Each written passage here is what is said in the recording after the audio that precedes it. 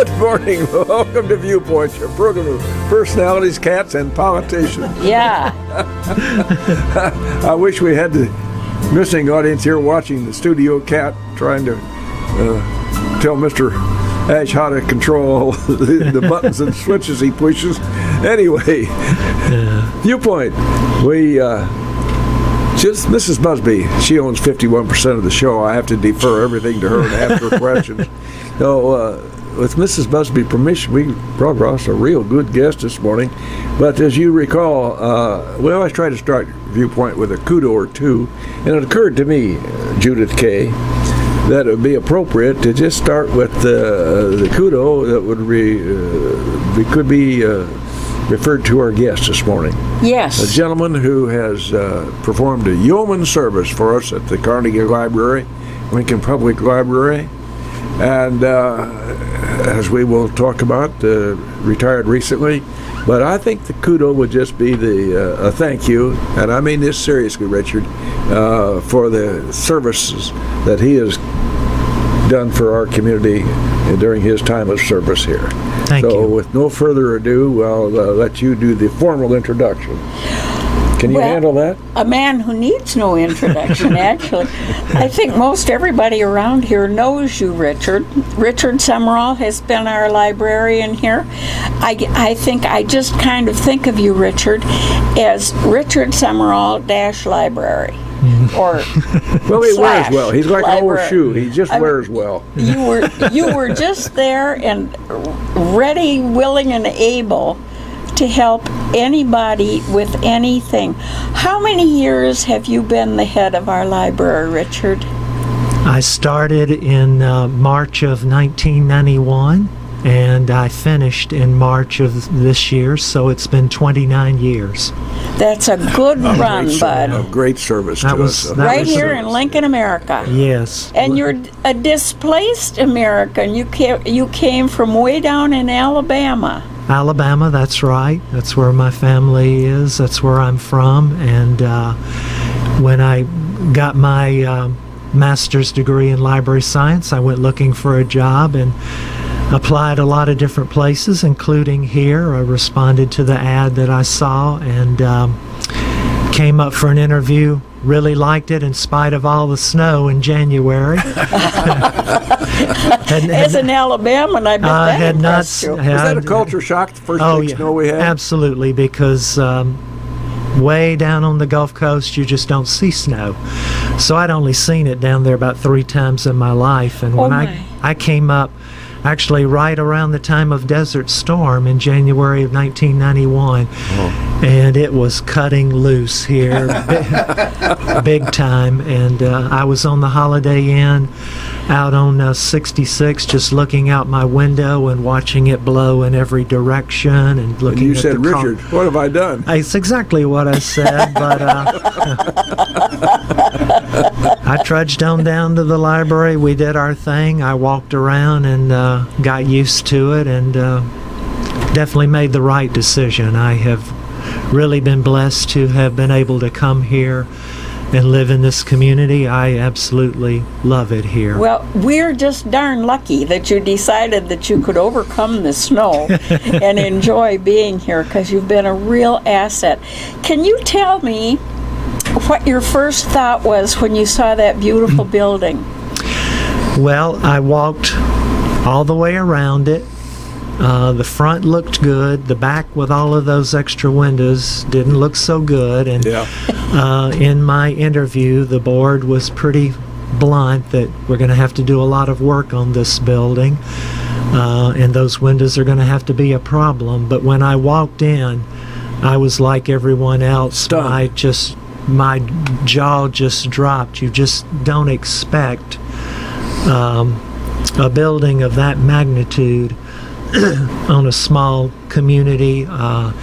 Extraordinary woodwork, Tiffany style glass dome, original tile floors, that kind of thing. It was just, and the original shelving, original circulation desk, just remarkable. Well, I just claim that any community the size of Lincoln, Illinois, that can have a physical library like our Carnegie Library there, Lincoln Public Library on the square there. Very, very lucky. That is a remarkable piece of architecture. It is. It's just an architectural gem. And then, as you say, when you walk in, I was going to that library before you first saw the light of day. Which will put a perspective on our age difference. Yeah. But seriously, as a youngster in school, I spent a lot of time there. My mommy was very happy about that because she knew I wasn't going to get in any trouble there. Yeah. And but seriously, we're just lucky to have that building, and the services.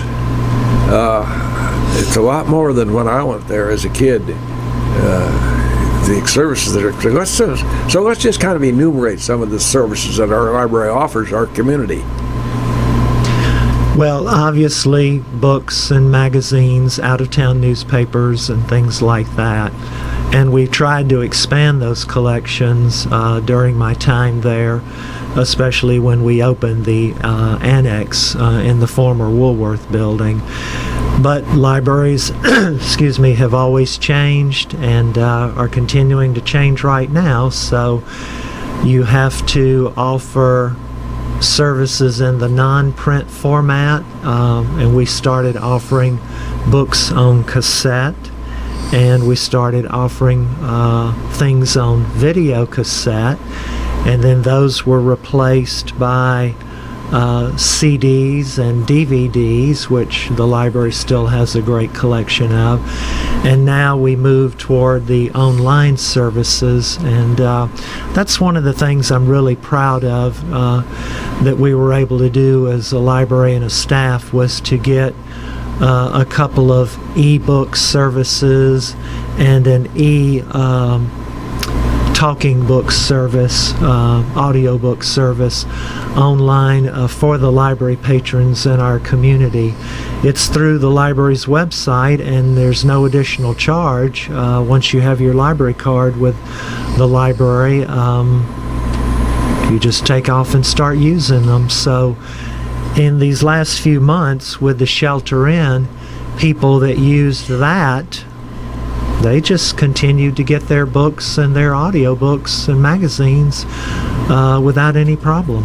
See, and isn't that a miracle? It's really wonderful. It's wonderful. And you think about some of the things that you don't initially realize.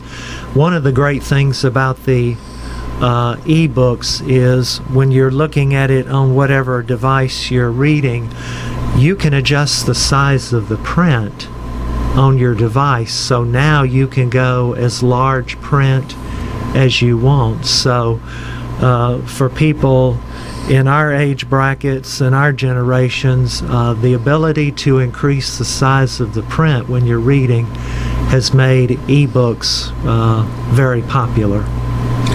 Well, just like our many, many, many businesses, restaurants, and anything that serves the public, of course, you've had to adopt some significant changes there at the library. Yes. Made it a little more inconvenient for people.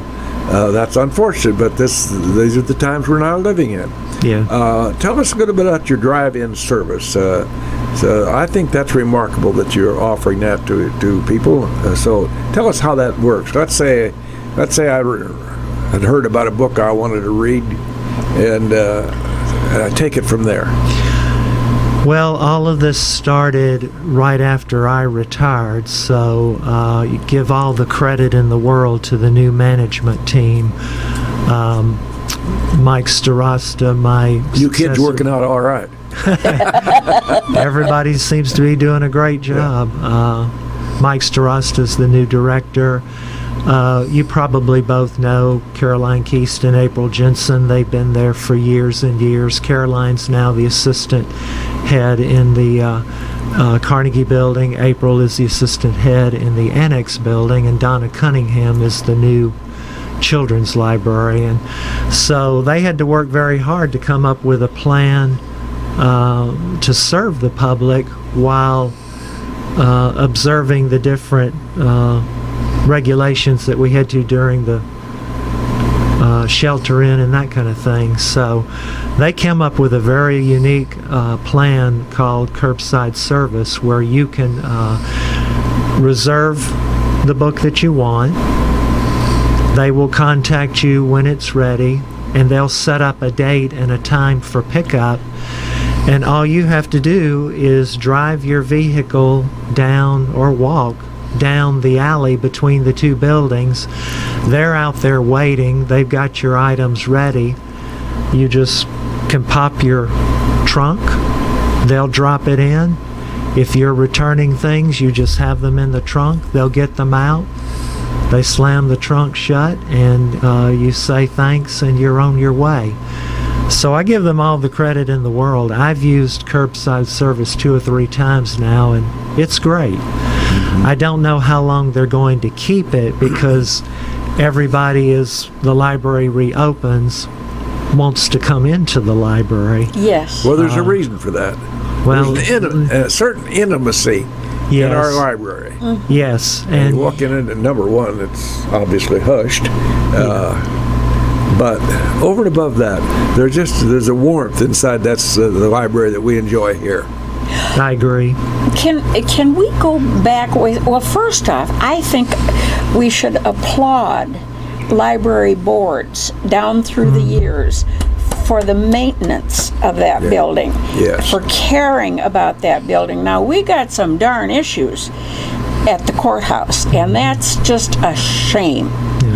But the library board has kept on top of everything and kept that building up, and I say thank you, God, for that. Well, that's true. That's probably, although the services that we've put in over the years and the changes we've made, I'm really proud of that and all the hard work that all of us did. But frankly, it's the preservation and the renovation and the upkeep and improvements of the Carnegie Library that I think we're all the proudest of. During my interview and my first year there, the library board made it clear we have to preserve this building. We have to renovate and rehabilitate this building. It is the gem of the community, and we want to make sure that the next generations can enjoy it as much as we have. So the library board has always made that commitment, and I give them credit for the support and the financial support and everything that they came up with, and long-range plans to decide, what gets done first, what gets done second, what can wait. And it's really an extraordinarily beautiful building today, with the new lighting that's period lighting, and the interior paint, the carpet, the woodwork, everything. It's just, so they deserve a lot of credit. They made the commitment. In fact, the day that I started in March of 1991, my very first day, we started putting that new period roof on the building, the same roof that you see today. It's exactly like the roof that was put on in 1902, with the exception that those were clay tiles in 1902, and these are actually cement tiles. Okay. Clay was too expensive in 1990-91. Yeah. Now, speaking of preservation, excuse me, Judy, but if we don't preserve our good relationships with our sponsors, we're not going to be up here. So we're going to take a few minutes now and preserve our relationship with our sponsors, and go right ahead, Mr. Reich.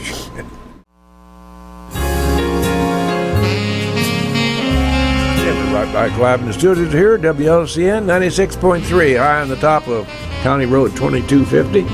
Our guest this morning, Mr. Richard Sumrall, recent retired director of Lincoln Public Library. We appreciate you taking your time this morning, Richard, to come up and visit with the community about this gem we have here. Judith K., you started with a question, and if I can help you by nudging you, maybe I can help you remember what it was. Okay. That would be helpful. I've always known, or all the 50-some years I've lived here, I've known that we had a Carnegie Library. But I don't know how we were, as a small community, lucky enough to have one, and what exactly that involves, please. Well, Mr. Andrew Carnegie decided near the end of his life to start returning some of the vast fortune that he had made for the greater good of people. And he made a variety of endowments and different things across the country. And one of the things he came up with was public libraries for communities, especially smaller rural communities that perhaps couldn't afford one. So any community in the United States could make application to Mr. Carnegie for a public library. There was a process. You were allowed to have your input into the style and design, and he built quite a few Copious thousands. amounts. Yeah, I have read that if you converted his Carnegie Library endowment donation into today's dollars, he gave the equivalent of about $2.5 to $3.5 billion to do this. So, but in our case in Lincoln, one of the reasons we have such an extraordinarily beautiful building is because of the strong library community that was here at the time, that actually started in the late 1870s with Judge Stephen Foley, the Lutz family, other people. They had established a Lincoln Library Association, and they met in one of the churches here. It eventually moved over to a level in City Hall, and when Miss Ida Webster came on board in the 1890s as part of that group, word was out that Andrew Carnegie was doing this, and this community contacted him through that group. And thanks to a generous endowment from Mr. Carnegie, plus a generous endowment from Judge Foley at the time, this building was built and included that beautiful Tiffany style glass dome, that extraordinary mosaic tile that's over the top of the circulation desk as you walk in. So it depended on the community as to how much money they wanted to put in. I believe the whole project was around $35,000 in 1901, 1902. So Judge Foley's contribution of, I think, about $5,000 was a lot of money back then. Oh my, yes. So that's how they came about in different communities, and why we have a building that's so beautiful in Lincoln. You know, life is funny, isn't it? The way things have to come together in order for anything to come to fruition. You have to have the right people in the right place at the right time. Yeah. And I can't imagine how many millions of dollars it would cost to establish a library today. A book isn't a cheap proposition, and you got to have a lot of books to call it a library. You have to have a lot of books. When I came and started in 91, the cost of a bestseller was between $15.95 and up to, if it was a really, really big one, $21.95, and now $30 is nothing. How in the world do they operate?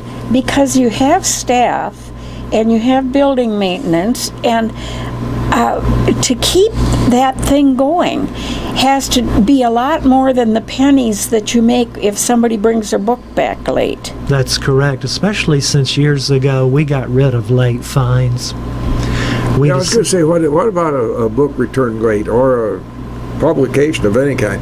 No more fines. No more fines. And we realized spank them on the wrist.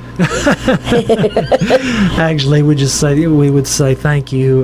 We're glad to get it back. But we found that more items came back, and we sent out fewer notices, which cut down on our postage, Right. which meant since fewer things were missing or late, we spent less time looking for them on the shelves to make sure they weren't there before we sent the notice out. It's just worked out a lot better, and the public really appreciates it and enjoys it. Yeah, it's just amazing to me how you'd think that this would be a cost saving and an efficiency for the library. Of course, I don't even know what the fine was for bringing your book in late. 3 cents a day or something? Oh gosh, what were we? I think we were a dime a day or something, but we capped it at $2 or $3. It wouldn't go up above a couple of dollars. Richard, the digital age, of course, impacted the book business in a significant way. Yes. When I was younger, going to Chicago often on business, I had a favorite stop. I always made Crocs and Brentanos on South Wabash there. Yeah. It was the bookstore. Yeah. And I'd go to the old crones walking around there that were working there, and you'd go and say, I want a book on so-and-so. Yes, I know right where that is. And she'd lead you there immediately. Yeah. But it was a magnificent store. Bookstores like that and the smaller bookstores you see in the shopping centers and all, they've all taken a hit. Of course, Carl Croc's place has been closed many years now. Yeah. But I just really enjoyed going into those bookstores. Yeah. And that's kind of a sad thing to lose that ambiance. It is. Of course, I bought a lot of books there. It is. It really is. I know Barnes & Noble, that's the kind of atmosphere they were trying to capture. But we just have to face it. Our generations, we were raised on books. We love books. We like holding it in our hand, turning the pages. But the following generations, the Gen X, the Millennials, the Gen Ys, I get no pleasure out of holding my laptop and reading a book. That's how they want to do it. You know, that's not a big deal to me. It's just not the same thing. Yeah. But I suppose if you talk to people our kids' age, to them, this is the norm. That's the way it's done. It is, because they really weren't raised so much on physical books. They probably only remember when they were very, very small children and their parents came to the library and checked out the big, giant 32-page picture books. Very few words. You're sitting there at bedtime. You're looking at the pictures.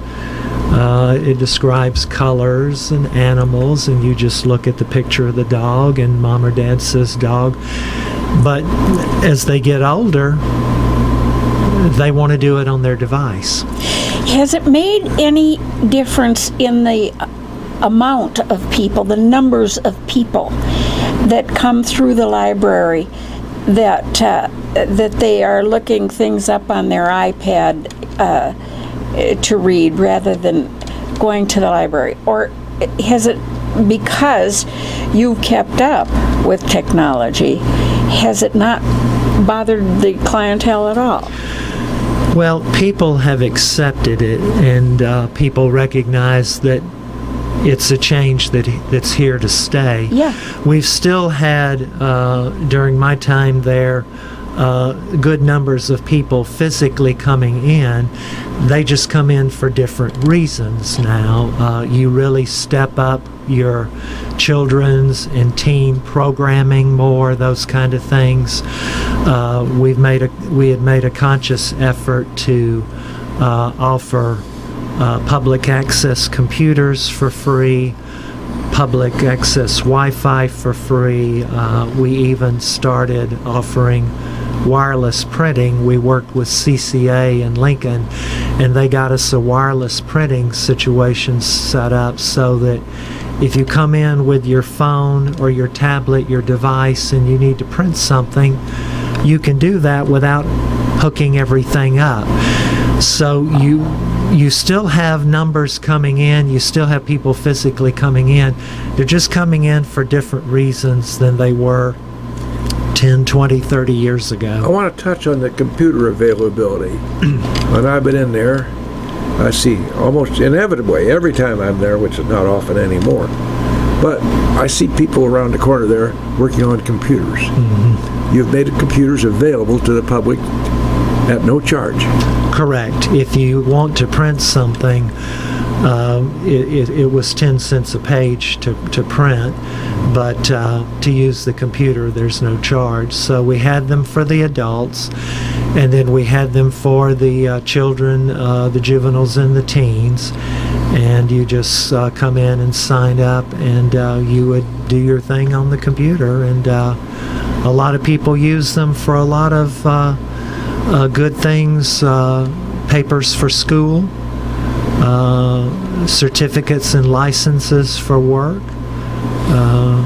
research, improve their life, lots of things. Well, I was just thinking, the only reason I used or one of the big reasons I used the library so much when I was a kid in school, for instance, when I got in high school, I got on the debate team.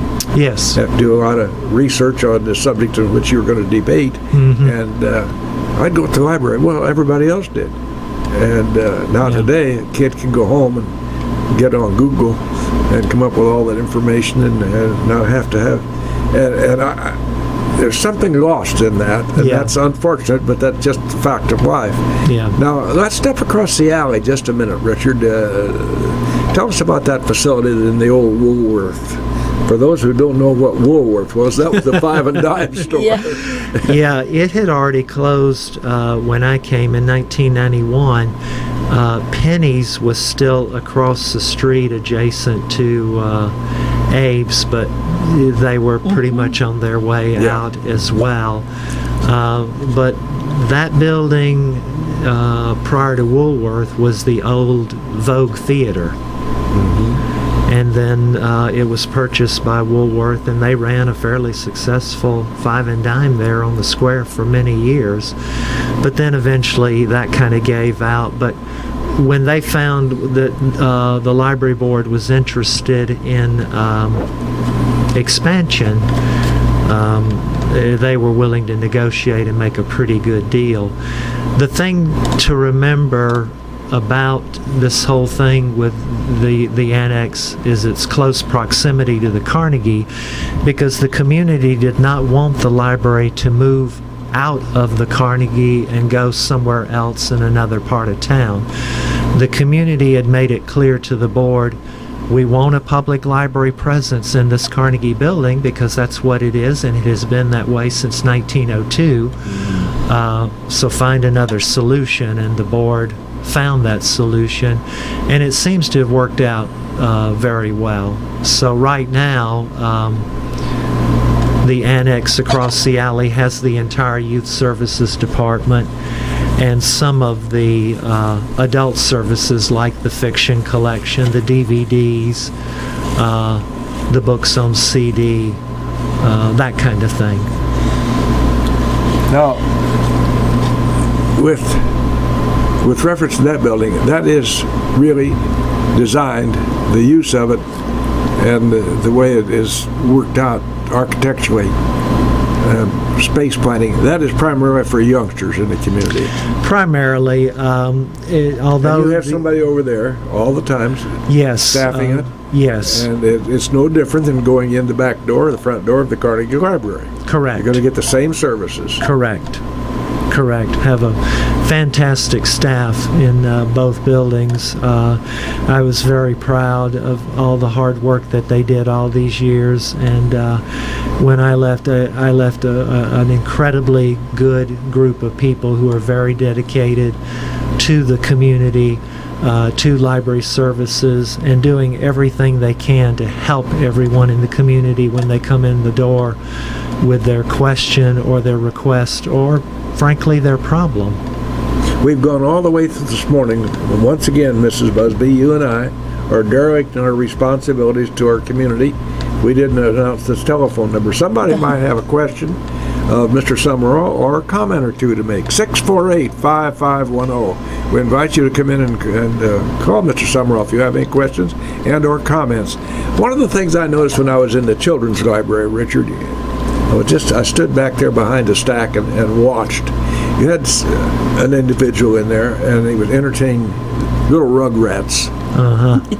And I noted as he made his presentation to whatever I don't remember the format at all now, but he interspersed his comments with comments about civility and being nice to one another and being polite, so forth. Yes. All in his context of his presentation. And these little rugrats are just sitting there entranced, watching and all that. What a great service that is. Yeah, the programs. I was very proud of all the programs we were able to put on over the years, especially during the summer reading program. And generally, it's that Thursday program that you're talking about. You try to bring in someone each time that's very talented, has a very good program planned out, but has some sort of message to impart to the kids. Civility, kindness, love, reading, that kind of thing. So you really get, almost 2 for 1. You get a very entertaining program, and you get a message and a hopeful lesson that the kids will take with them when they leave. So I'm glad you noticed that, because that's one of the things in the children's department that we were always trying to do, and I'm sure that they're going to keep up with and make even better as they go forward. Well, I was kind of entranced watching the faces of the youngsters. They were there. Whomever this was talking to a sponge, because they were sitting there sucking it all up. And I thought, that's really great. Yeah. What a neat thing that is. Yeah, I agree. Expose those youngsters to that kind of a presentation. Mm-hmm. Yeah. As opposed to a lecture about you be good. Oh, exactly. Yeah, you kind of slip it in while you're doing your magician act or your puppet act or different things like that. We've had a lot of different programs in there. We brought in a family, the Hanson family, one year. They were on the unicycles in there going around doing their thing, and then they'd stop and give their message and then do other things and juggle and this and that and the other. And it's something we've all been very proud of. The summer reading program is a big deal in this community, and I know I think they're doing a virtual reading program this year, but once we get back to normal things, the next summer reading program will be bigger and better than ever. They'll just continue to do a great job on that. How libraries have evolved. Mm-hmm. Oh my goodness. I can remember the days here where you didn't, if you sneezed, you were very apologetic. Yeah. Ida Webster would tap her pencil on the counter very hard. I've been told about if you were whispering. the librarians that ran it up until about the 1970s or 80s, that they were tough, but we have to face facts. Times have changed. When I was hired, the board talked to me about that and said one of your priorities is to make this an inviting place for people to come again. And I met with the staff, and we decided one of the simplest things would be when you come in through the door, we'll make eye contact, we'll wave, we'll greet you, we'll say good morning, hello. And that little thing made all the difference in the world. But that's so flew in the face of reality back then. Mm-hmm. You just didn't do that. You didn't dare say something even if it was nice. Sure. Yeah, I understand, and I'm lucky in that my parents took me to the library all my life growing up in Alabama, and it was the same way. You asked for the book that you wanted, and if you wanted to look at it in there, they took you to the table, put you there, and you tick a lock and read. Yes. Now, did you decide early on that maybe you should be a librarian because you loved books so, or did it come to you later? It came to me later. Actually, when I was in undergraduate school in the 70s, I needed a part-time job to support myself. and I was heading into downtown Mobile to go to a couple of places and just put in my application. I honored the yellow traffic light and stopped at the intersection in downtown Mobile and looked over, and there was the downtown branch of the library. And I said, well, I'll just walk in, put my application in before I head on downtown. Well, they had 2 student openings. They said, can you start right now? We're backed up. And I said, well, I have a test tomorrow, so I can start tomorrow. I started there, as a part-time assistant, and just saw the enormity of how they helped people in that community. And as I worked there, I said, well, this is what I want to do. So I guess if I hadn't stopped at that yellow light, who knows what would have happened. Really, life is full of miracles, isn't it? It is. And that was one for me, because going in there, I didn't expect anything, and they wanted me to start immediately. Timing is everything. And here, all these years later, you are retiring as a registered professional librarian. Exactly. We talked a lot about our Lincoln Library, but a couple of 3 miles just right up to over my right shoulder in Atlanta. Yes. That's a wonderful little library for a small community. Absolutely beautiful. Just an Again, it's architectural, unusual bit of architecture for this community. It is. And I having been in there, most recently after they just finished doing, I think it was the lower level that they'd finished. So that's several years ago now. Yeah. But they've done a good job. Oh, they've done a wonderful job. Yeah. That's an incredible building, and I think you can see it when you're on the Amtrak going back and forth. So it's really a nice thing for the community.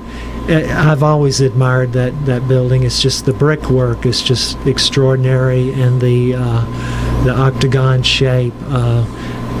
They too made the commitment, and it's really paid off for them. And here in the county, let's just move over to Emden, the Whistle Stop Library, which was the old railroad station. Mm-hmm. And that's very nice for the community to have that. Moved a little south to Elkhart. They have a wonderful little library down there in Elkhart. They do. So really, the community is well served in that vein.